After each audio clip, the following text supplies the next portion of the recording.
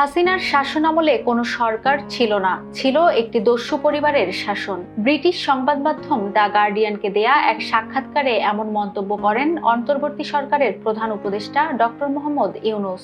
সোমবার প্রকাশিত সাক্ষাৎকারে শেখ হাসিনা পালিয়ে যাওয়ার পর দেশের শেষ সময়ের পরিস্থিতির কথা তুলে ধরেন ডক্টর মোহাম্মদ ইউনূস। দেশ জুড়ে তোলপাড় ওয়ালটন ফ্রিজ কিনে আপনিও হয়ে যেতে পারেন মিলেনিয়ার। বলেন, হাসিনা দেশের যে ক্ষতি করেছেন তা ভয়াবহ, যা আরেকটি গাজার মতো বিধ্বস্ত একটি দেশ। তবে এখানে ভবন নয়, বরং ধ্বংস করা হয়েছে সব প্রতিষ্ঠার নৈতিকতা ও আন্তর্জাতিক সম্পর্ক। গত 5 আগস্ট ছাত্র জনতার অভ্যুত্থানে আওয়ামী লীগ সরকারের পতন হয়।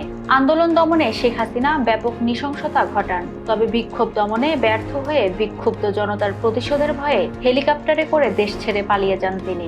দেশ ছেড়ে ভারতে আশ্রয় নেন ক্ষমতাচ্যুত প্রধানমন্ত্রী শেখ হাসিনা। এখনো তিনি সেখানেই আছেন। ভারতে আশ্রয় নিয়ে শেখ হাসিনা নতুন বাংলাদেশ নিয়ে অপপ্রচার চালাচ্ছেন এবং এতে দেশ অস্থিতিশীল হচ্ছে বলে মনে করেন ডক্টর ইউনূস। তিনি বলেন, ভারত তাকে আশ্রয় দিচ্ছে, এটা মানা যায়। ভারতকে ব্যবহার করে আমরা যা যা করছি তা নষ্ট করার প্রচারণা চালাতে দেয়াটাও বিপজ্জনক। এটি দেশকে অস্থিতিশীল করে তোলে। প্রতিবেদনে বলা হয়, ভারত সরকারই ডক্টর ইউনূসের একমাত্র সমস্যা নয়।